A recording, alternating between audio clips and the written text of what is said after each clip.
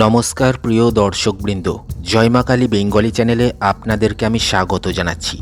আজকের ভিডিওটি মন দিয়ে প্রথম থেকে শেষ পর্যন্ত দেখবেন, কেননা আজ আমি একটি বশীকরণের বিদ্যা শিখিয়ে দেব। এমন একটি বশীকরণ যার মাধ্যমে আপনি যে কোনো মহিলাকে, যে কোনো নারীকে, অর্থাৎ যে কোনো মেয়েকে আপনি বশীকরণ করতে পারেন। সে বিবাহিতা হোক, অবিবাহিতা হোক, যুবতী হোক, কুমারী হোক, যে কোনো মহিলাকে আপনি বশীকরণ করতে পারবেন 1 সেকেন্ডের মধ্যেই। আমি মন্ত্র এবং প্রয়োগ সম্পর্কে বলবো এবং আপনাদের স্ক্রিনেতে দেখিয়েও দেব। তার জন্য মন দিয়ে প্রথম থেকে শেষ পর্যন্ত ভিডিওটা দেখতে হবে। কিন্তু শুরু করার আগে বলে রাখি, আজকের ভিডিওটি আধ্যাত্মিক বিষয়ের উপর ভিত্তি করে প্রস্তুত করা এবং লোকবিশ্বাস অনুযায়ী তান্ত্রিক গ্রন্থ থেকে সংগৃহীত করা বিদ্যা। যারা বিজ্ঞানে বিশ্বাস করেন তারা দেখবেন না, কেননা বৈজ্ঞানিকভাবে প্রমাণিত নয়। যারা ঈশ্বর বা ভগবানে বিশ্বাসী, তন্ত্রমন্ত্রে বিশ্বাসী, আধ্যাত্মিক বিষয় নিয়ে আলোচনা করতে, চর্চা করতে ভালোবাসেন, তারাই কিন্তু এই ভিডিওটা দেখবেন। শুরু করছি। জবা ফুল পরা বশীকরণ পদ্ধতি যে কোনো নারীকে, যে কোনো মহিলাকে, যে কোনো মেয়েকে আপনি করতে পারেন। আপনার সে বিবাহিতা স্ত্রী হতে পারে, অর্থাৎ আপনার ওয়াইফ হতে পারে। সে যদি দুষ্টা প্রকৃতির হয়ে গিয়েছে বা হয়তো আপনাকে অমান্য করে বা সংসারে মন নেই, আপনি তাকে কিন্তু বশে রাখতে পারেন, আপনার স্ত্রীকে। এছাড়াও আপনার গার্লফ্রেন্ড বা প্রেমিকাকেও আপনি কিন্তু বশীকরণ করতে পারেন। দেখবেন সে আপনার বশে থাকবে, আপনাকেই ভালোবাসবে, আপনাকে ছেড়ে কোথাও সে ছেড়ে যাবে না। এমনকি যদি আপনি কোনো স্কুল কলেজের অচেনা যুবতী কুমারী মেয়েকে ভালোবেসে ফেলেছেন, তার সঙ্গে প্রেম করতে চাইছেন, সেক্ষেত্রেও কিন্তু এই বশীকরণ আপনাকে কাজে দেবে। সে আপনার বশে থাকবে, আপনার দিকেই সে আকর্ষিত হবে, আকৃষ্ট হবে আপনার প্রতি। এছাড়াও যে কোনো বিবাহিত মহিলাকে, যে কোনো পরস্ত্রীকেও আপনি কিন্তু বশীকরণ করতে পারেন যদি আপনি তার সঙ্গে সম্পর্ক করতে চাইছেন। আপনি যে কোনো মহিলা, যে কোনো নারী, যে কোনো মেয়েকেই করুন, সে বয়সে যাই হোক না কেন, বিবাহিত হোক কি অবিবাহিতা হোক, যুবতী হোক কুমারী হোক, চেনা হোক কি অচেনা হোক, সম্পর্কে সে যাই হোক না কেন। বোঝাতে পেরেছি? এবারে দেখুন আপনাদের স্ক্রিনেতে মন্ত্রটি যাচ্ছে।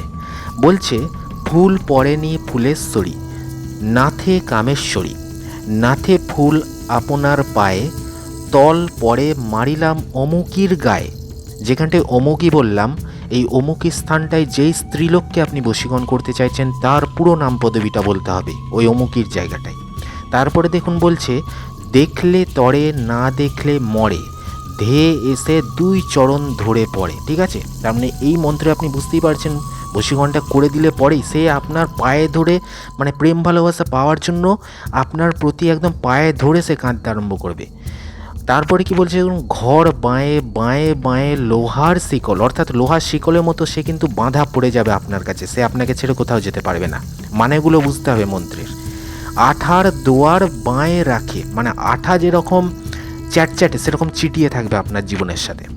আমায় নিয়ে নিকল, এই মন্ত্র যদি নড়িস, ঈশ্বর মহাদেবের জটা ছিঁড়ে ভূমে পড়িস। অর্থাৎ সে আপনাকে বলবে যে আমাকে নিয়ে পালিয়ে চল। মানে যেই স্ত্রীলোকটাকে আপনি বশীকরণটা করবেন সে এমনই পাগলপনা হয়ে যাবে, এমনই আপনার বশীভূত হয়ে যাবে, সে রীতিমতো আপনার পায়ে ধরে তার যে প্রেম ভালোবাসা পাওয়ার জন্য কিন্তু সে মানে ছটফট করবে, এবং আপনার ভালোবাসা পাওয়ার জন্য কিন্তু সে ছটফট করবে এবং চাইবে সে আপনার সাথে থাকতে, আপনার সঙ্গে পালিয়ে যেতে, এরকম সে করবে। ঠিক আছে, এরকমই পাগলপনা মন্ত্রটি আপনি বুঝতে পারলেন। অবশ্যই কিন্তু মুখস্থ করার পরে প্রয়োগটি করবেন। তো প্রয়োগ কি বলছে দেখুন। বলছে, এক বোঁটাতে 2টি ফুল, এইরূপ 5 পাপড়ি জবা ফুল, উক্ত মন্ত্রে 7 বার মন্ত্রপুত করত, দুষ্টা স্ত্রীকে শুকিয়ে দিবে কিংবা উহার গাত্রে ফেলিয়ে দিবে, তাহা হইলে সে নিশ্চিত বশীভূত হইয়া থাকিবে। তাহলে এই তন্ত্রশাস্ত্রের প্রয়োগটি কি বলছে দেখুন। মন্ত্রের প্রয়োগটি, আপনাকে এমন 2টো ফুল নিতে হবে যার একটা বোঁটা থেকে 2টো হয়েছে। বোঝাতে পেরেছি? একটাই বোঁটা, কিন্তু সেই একটা বোঁটা থেকে 2টো জবা ফুল হয়েছে, লাল রঙের জবা ফুল, এবং এমন জবা ফুল যার 5টা করে পাপড়ি থাকবে। ঠিক আছে, একটা বোঁটাতে 2টো লাল জবা ফুল ফুটেছে এবং জবা ফুলেতে যেন 5টা গুনে গুনে পাপড়ি থাকে। এই রকম জবা ফুল বোঁটা সমেত ভেঙে নেবেন। ঠিক আছে, বোঁটাটা যেমন না খসে যায়, একটা বোঁটাতে 2টো জবা ফুল হয়েছে, 5টা পাপড়ি সমেত লাল জবা ফুল আপনাকে এরকম খুঁজে সেই গাছ থেকে আপনাকে স্নান করে শুদ্ধ বস্ত্র পরে তুলে নিতে হবে। তুলে সেই ফুলটা নিয়ে আপনি একটি নিরিবিলি স্থানে আসন পেতে বসে ওই ফুলটার ওপরে মন্ত্রপুত করবেন। একবার করে মন্ত্রটা বলবেন, একটা করে ফুঁ দেবেন, 2টো ফুলের ওপরেই ফুঁ দেবেন একসাথেই। একবার করে মন্ত্র, একটি করে ফুঁ, একবার করে মন্ত্র, একটি করে ফুঁ, এইভাবে 7 বার 7 টাইমস আপনাকে কিন্তু মন্ত্রপুত করতে হবে। দিয়ে ওই দুটো ফুল মোটা সমেত কিন্তু একদম মন্ত্রপুত করলেন। দিয়ে আপনি কি করবেন, মানে একটা মোটাতেই দুটো ফুল রয়েছে, ঠিক আছে, এইভাবে। তো মন্ত্রপুত করে আপনি ওই ফুল দুটো কি করবেন, যেই স্ত্রীলোককে বা যেই মহিলাকে, যেই নারীকে বা যেই মেয়েটিকে, যেটাই বলুন না কেন, যাকে আপনি বশীকরণটা করতে চাইছেন তার হাতে দিতে হবে, আর না হলে তার গায়ে ছুঁড়ে দিতে হবে। তার হাতে দিলে আপনি কিন্তু তাকে শুঁকতে বলবেন, সে কিন্তু হাতে নিয়ে দাঁড়িয়ে থাকলে হবে না। ওই ফুলটা যদি তার হাতে দেন সেই স্ত্রীলোকের, তাকে বলবেন যে ওই ফুলটার গন্ধটা শুঁকতে।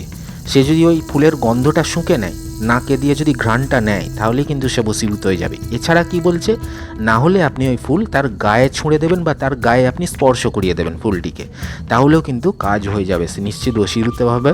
এরকম কিন্তু তন্ত্রশাস্ত্রে বলা রয়েছে। আপনারা কিন্তু দেখতে পেলেন জবা ফুল পরে একটা মারাত্মক বশীকরণের পদ্ধতি। অবশ্যই কিন্তু আমার অনুমতি নিয়ে করতে হবে কাজটা। অনুমতি নিতে গেলে এখনই 50 জনকে এই চ্যানেলের লিঙ্ক শেয়ার করে দিন, দিয়ে আপনি তাদেরকে ভিডিওটা দেখতে বলুন, তবেই কিন্তু অনুমতি পাচ্ছেন, ঠিক আছে। আর নিজেও কিন্তু লাইক দেবেন, সাবস্ক্রাইব করে রাখবেন। আরও তন্ত্রমন্ত্র বিদ্যা আমি আপনাদের শেখাবো এই চ্যানেলের মাধ্যমে। আর এই চ্যানেলে কিন্তু বহু ভিডিও রয়েছে, আপনি দেখে নিন। ধন্যবাদ।